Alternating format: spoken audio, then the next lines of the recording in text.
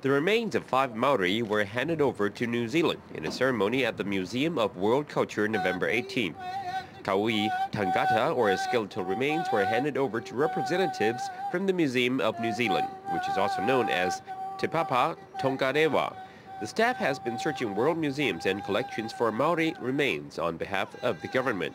After many years of dialogue, 2 Swedish museums received a formal request earlier this year for the remains of 5 Maori to be repatriated.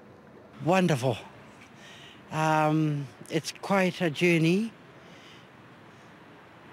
to get here, to Gothenburg, and for the people to agree for these to be taken back, our ancestors to be taken back to New Zealand.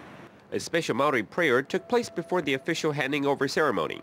Tamara, who sang a traditional chant as caskets containing remains were placed on a truck, said she could not disclose any details about the ceremony.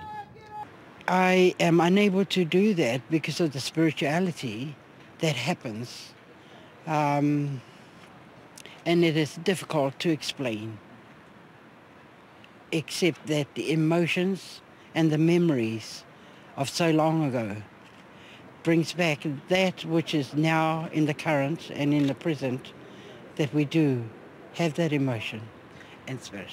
3 sets of remains found in the Museum of World Culture are said to have been brought to Sweden during the mid-19th century. They were donated to the Gothenburg Museum by a sea captain in 1843. Remains at the Natural History Museum arrived in 1876 and were the result of an exchange between the Gothenburg Museum and one in Christchurch, New Zealand. They were on display for a while but have not been shown to the public for a long time. Carl Magnusson said there has been continuous dialogue with his counterparts in New Zealand leading up to the repatriation. Discussions have been going on for a while. We have engaged in dialogue since 2002 to 2003, when some colleagues from the Museum of World Culture went to New Zealand.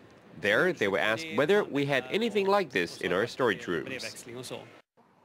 The Te Papa Tongarewa team is spending 2 weeks in Europe. It will collect 33 sets of remains from the National Museum of Wales, Hunterian Museum in Glasgow, and Trinity College in Dublin, in addition to the 2 Gothenburg museums. At Te Papa Tongarewa, Maori remains are not treated as museum objects, but are stored in a grave-like depository. The question of the final resting place in New Zealand has not yet been determined. TRTV Weekly.